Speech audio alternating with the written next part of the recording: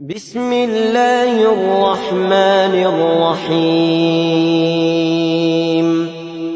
تبارك الذي بيده الملك وهو على كل شيء قدير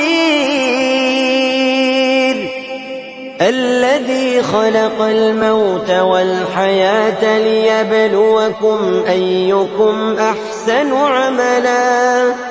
وهو العزيز الغفور الذي خلق 7 سماوات طباقا ما ترى في خلق الرحمن من تفاوت فارجع البصر هل ترى من فطور ثم ارجع البصر كرتين ينقلب إليك البصر خاسئا وهو حسير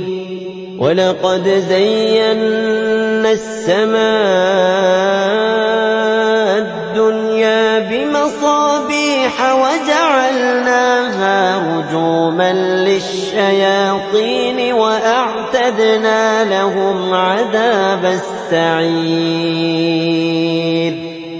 وللذين كفروا بربهم عذاب جهنم وبئس المصير إذا ألقوا فيها سمعوا لها شهيقا وهي تفور تكاد تميز من الغيظ كلما ألقي فيها فوج سألهم خزنتها ألم يأتكم نذير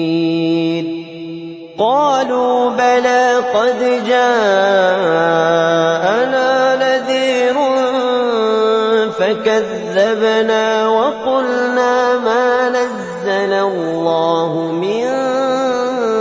شيء إن أنتم إلا في ضلال كبير وقالوا لو كنا نسمع أو نعقل ما كنا في أصحاب السعير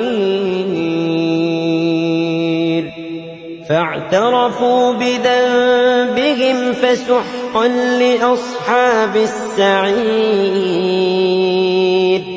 إن الذين يخشون ربهم بالغيب لهم مغفرة وأجر كبير وأسروا قولكم أو اجهروا به إنه عليم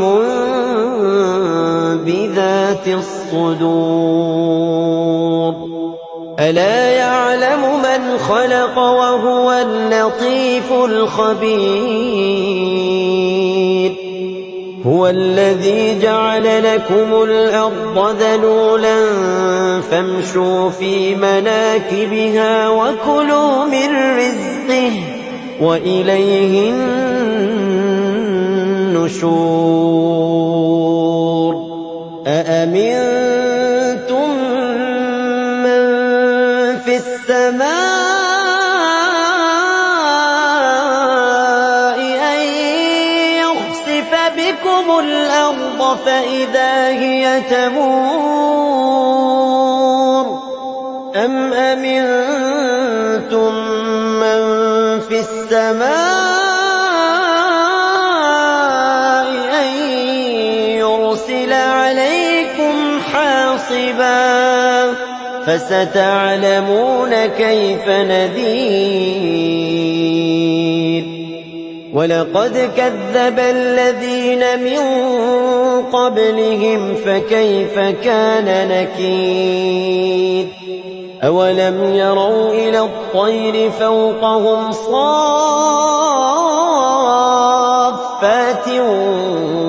ويقبضن ما يمسكهن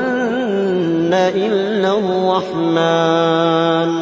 إنه بكل شيء بصير أمن هذا الذي هو جند لكم ينصركم من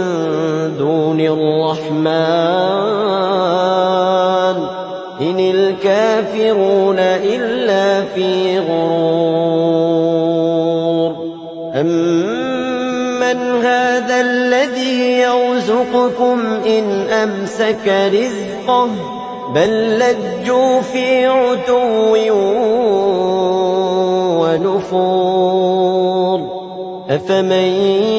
يمشي مكبا على وجهه أهدى أمن يمشي سويا على صراط مستقيم قل هو الذي أنشأكم وجعل لكم السمع والأبصار والأفئدة قليلا ما تشكرون قل هو الذي ذرأكم في الأرض وإليه تحشرون ويقولون متى هذا الوعد إن كنتم صادقين قل إنما العلم عند الله قل إنما العلم عند الله وإنما أنا نذير مبين فلما رأوه زلفة سيئت وجوه الذين كفروا وقيل هذا الذي كنتم به تدعون قل أرأيتم إن أهلكني الله ومن معي أو رحمنا فمن يجير الكافرين من عذاب أليم قل هو الرحمن آمنا به وعليه توكلنا فستعلمون من هو في ضلال مبين قل أرأيتم إن أصبح ماؤكم غورا فمن يأتيكم